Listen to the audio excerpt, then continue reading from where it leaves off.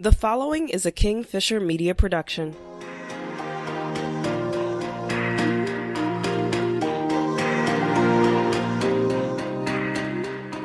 X number of years ago, there was great joy in the home of Charles and Dee Dee Fisher because they were blessed by the birth of a beautiful baby boy, Anthony Charles Fisher. It was my birthday not too long ago. When the phone rang and I saw Mom on the caller ID, I smiled. Every year on my birthday, she calls me. Every year, she tells me the same story. Every year, I smile. This year was a little different.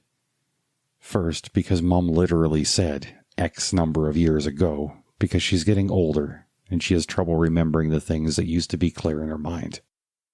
Most of the details were still clear to her, though. She told me about how my dad got frustrated because when her water broke, instead of allowing him to drive her to the hospital, she insisted that he make her bacon and eggs because, and I quote, "they don't feed you properly there." She told me how she had to sit on a large pail while the water ran out of her as she ate.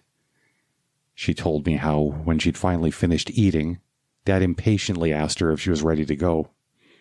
She was not. No, her next step was to sit at the table, still on her pail, and backcomb her hair.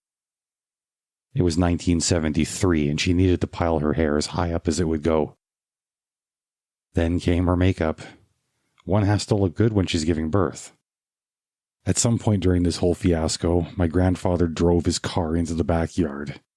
The 6-foot-tall fence was no match for his giant Pontiac. Finally, they made it to the hospital. 2 sharp cracks and all 12 pounds 4 ounces of you was out. Then I went into shock. This is where the story ends every year. At this point, Mom gives me a birthday blessing, tells me she loves me, and then she hangs up. Mom forgetting my age wasn't the only thing that was different. Her failing memory was a sad reminder that there will be a birthday when I subconsciously expect a phone call that will never come again. I didn't want to dwell on this thought. In fact, I didn't want to have it at all. I phoned her back. "Mom, every year you tell me the same story. I know every detail so well. I have questions, though." I went on to ask her about how Dad took the news. I asked where they took me home to. I asked if they were okay financially at the time. I asked if they were trying. I bombarded the poor old lady with so many questions that day. I had always thought that the story of A.C. Fisher began at the beginning of 1973. In fact, my story began in the spring of 1972.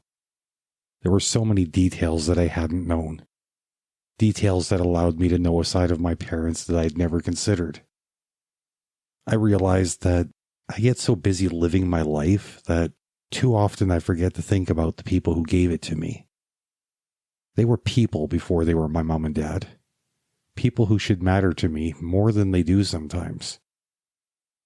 I was curious about me, but I found them instead. I want to get to know them as well as I can. This means asking questions. It also means taking the time to let my mom's mind wander through time as she narrates the journey.